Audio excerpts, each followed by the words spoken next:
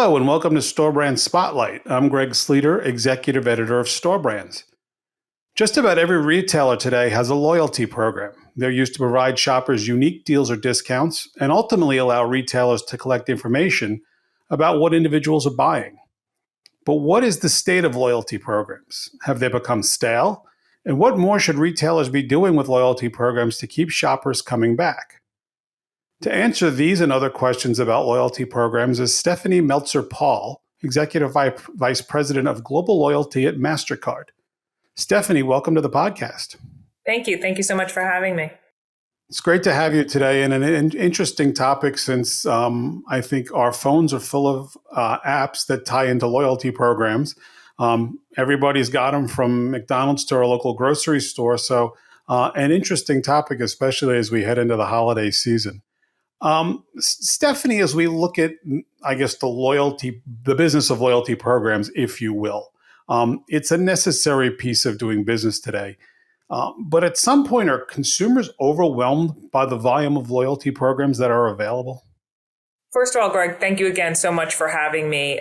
We here at Mastercard are one of the world's largest loyalty providers. So we are able to see loyalty from a variety of different sectors and industries, and we work with the world's largest brands. So we feel like from where we sit, we have a good understanding of the landscape. You are correct. There's stats out there that say the average consumer is within anywhere maybe 15 to 17 loyalty programs. That's a lot. It's a lot for them to manage. But they absolutely are very relevant. Consumers are still very interested in them. They understand how they work. But brands really need to set themselves apart. They need to make sure that their programs really are leaning in and feeling personalized, that the benefits are relevant to the demographics of their consumer, and that it has a very strong consumer experience. So just having a program is not enough. There has to be a program that is really tailor-made for your brand and the strategy of your brand and where it's going. One of the offshoots, and we've heard this a lot this year, especially with some of the economic challenges that consumers are facing, is that as they look to make ends meet, they're becoming less loyal to a brand, whether that brand is on the outside of the store or what's on the store shelves, which is an interesting factor, again, in an ever-evolving retail marketplace. I guess the question is, with inflation, and obviously it's such a big role, is it indicative of loyalty programs that maybe are less than successful or are coming up short in the rewards that they are offering to shoppers? We like to say is loyalty isn't always necessarily a program, it's an outcome. And that's very important for brands to start with. What is the outcome you are looking to achieve? Sometimes that can be in the form of a formal program, think points or cashback. Other times it can just be in a series of exclusive benefits and services that customers sign up for. Maybe it doesn't have a formal program name. It really will vary, but it's very important to start with that outcome, developing your strategy, and making sure it feels true to your brand. Consumers are looking for value more and more, and they know that they can get value from formal loyalty programs. So they seek them out more than ever. They're almost expected. They know they're going to be prompted for them. But to continue that engagement, the program has to have a certain level of richness to it to keep their consumers engaged. And that's really where the personalization side of it comes in. Consumers are more savvy these days. They're willing to run the math on programs to understand if they're getting the value back from them. One of the offshoots of the economic challenges has been the growth we've seen in sales of private label products across retail. Can retailers do more with their loyalty program to attract shoppers and inform shoppers about the private label products that are in their assortments? Products often can be much higher margin for a retailer. So it's an important part of their product mix. They absolutely should be leaning in to extra benefits around private label as part of their programs to really increase flying off the shelves. But you can actually use your loyalty program as a way to test, right? Leaning in, you have that richness of the data, understanding, the difference in mix in terms of who tends to be more of a buyer of private label versus, versus other brands. We also would recommend perhaps based on those learnings, you could design a program that actually has always on either extra earnings, think double points, triple points every day for private label. That's a way to bring a lot of attention, or running frequent promotions, either around extra earning or even more importantly, just working it in terms of trying to drive trial, right? Spend so much, get, free private label product X as an example, really using your loyalty program to drive the trial and the stickiness around it. But I wouldn't necessarily, for most retailers, say to build a program just around private label, because consumers are looking for value across many, many parts of the store. And you'll get more data that way, you'll get a bigger return, but private label should definitely be one piece of it. Are loyalty programs an absolute necessity for retailers today, not only to attract new shoppers, but keep people coming back to their stores? I would say having the data is the most important thing for a retailer. The benefit of a program is you can do a lot of that, do a lot of trial and error, do a lot of different types of promotions. You have that sort of richness of the data that you have throughout the year, but then you can really sort of put on steroids in Q4 to make it work for you. Q4 is not the time for retailers to be testing. There's too much noise in the marketplace regarding just the sheer amount of communication that consumers are getting. But it doesn't necessarily have to be a formal program. It can be loyalty light benefits, for as an example, where consumers are giving an email address or a phone number and they automatically have access to different types of benefits. But you have to have something that has a sense of stickiness to it that is easily tangible for a consumer to sort of latch onto. Formal programs do that really well. Consumers understand them, but it's not the only path.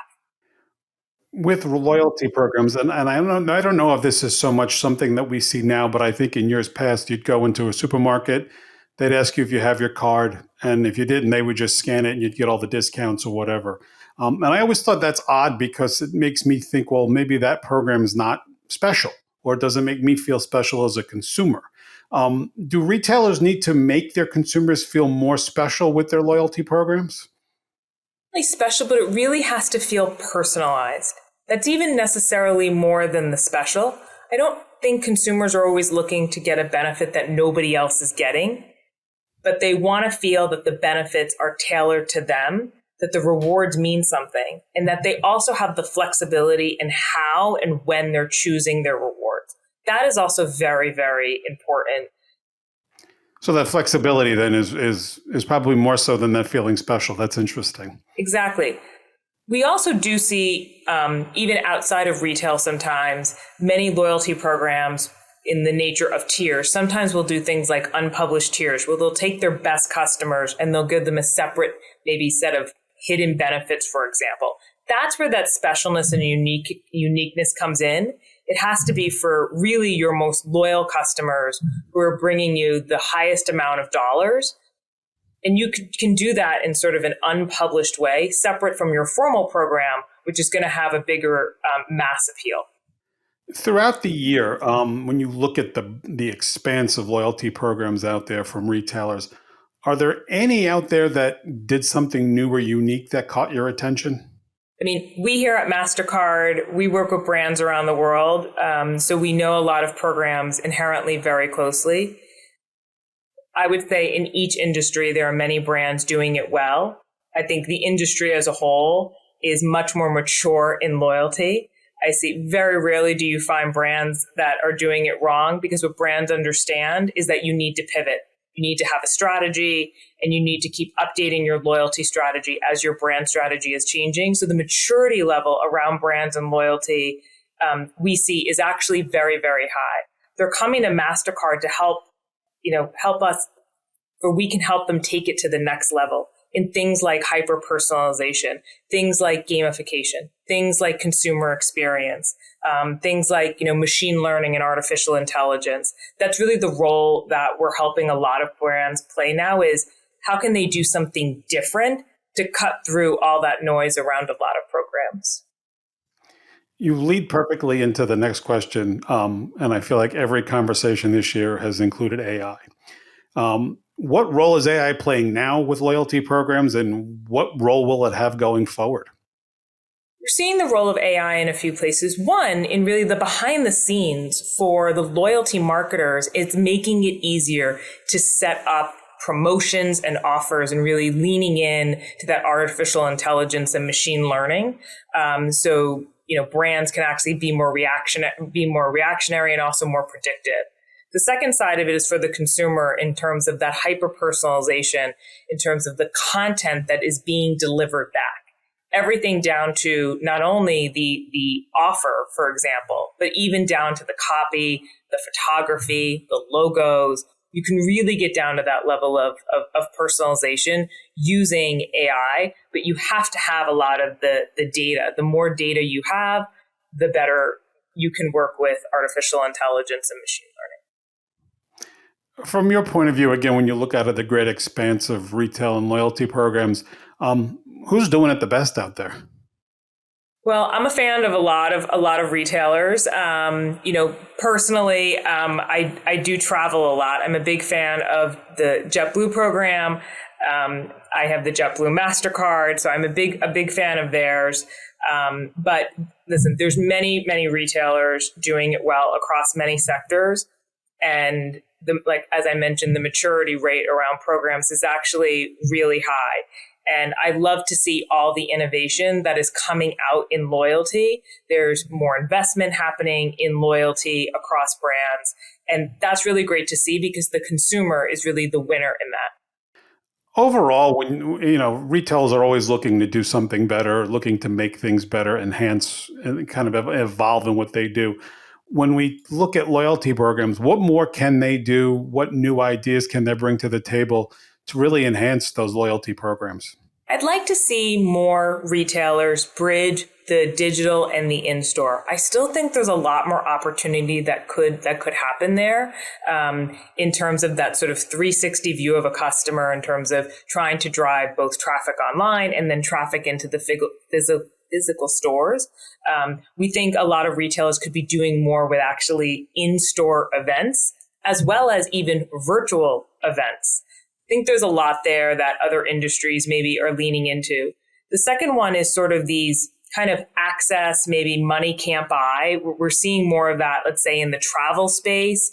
I mentioned before unpublished benefits and tiers. That's also a big thing in the travel and the hospitality space. It hasn't really made its way into the retail environment yet. Retailers are still right now thinking more very mass, and haven't really gotten down to focusing on a very curated set of benefits for maybe their most unique and highest profitable customers.